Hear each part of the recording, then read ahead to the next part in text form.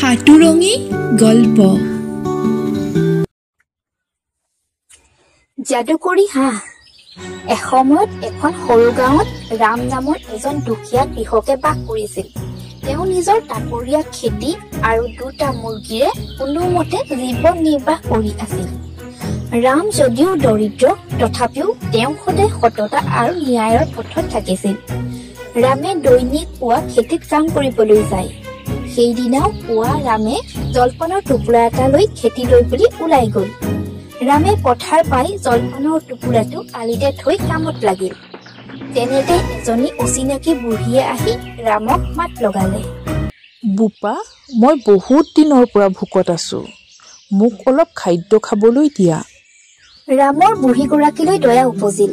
সি তাৰ জলপানৰ টুকুৰাটো বহি খাবলৈ দিলে। তেতিয়া বুঢ়ীগৰাকীয়ে মিচিকিয়া হাঁহি এটা মাৰি ৰামক কলে, তুমি মোক খাদ্য খাবলৈ দিয়াৰ বাবে মোৰ বৰ ভাল লাগিছে। মই তোমাক এতিয়া এটা উপহাৰ দিম। তাৰ পাছত বুঢ়ীয়ে ওচৰতে থকা হাঁহটোলৈ দেখুৱাই কলে, এইটো মোৰ হাঁহ।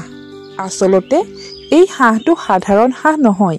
ই প্ৰতিদিনে এটাকৈ সোণৰ কণী পাৰিব, যাৰ ফলত তুমি তোমাৰ অভাৱ পূৰাব পাৰিবা। কিন্তু এটি কথা মনত ৰাখিবা, কেতিয়াও লোভ নকৰিবা। বুঢ়ীয়ে দিয়া হাঁহটো ৰামে আনি ঘৰত ৰাখিলে। 5 দিনৰ পৰা হাঁহটোৱে প্ৰত্যেক দিনে এটা সোণৰ কণী পাৰিবলৈ ধৰিলে। ৰামে কণীবোৰ বিক্ৰী কৰি অলপ অলপকৈ টকা সাঁচিবলৈ ধৰিলে। অলপ দিনৰ ভিতৰতে ৰামৰ অভাৱো পূৰণ হল আৰু তেওঁ সুখত বাস কৰিবলৈ ললে। এদিন ৰামৰ পত্নীয়ে কলে, যদি হাঁহটোৱে প্ৰতিদিনে এটা কণী পাৰিব পাৰে, তেন্তে তাৰ পেটত নিশ্চয় বহুত সোণ আছে।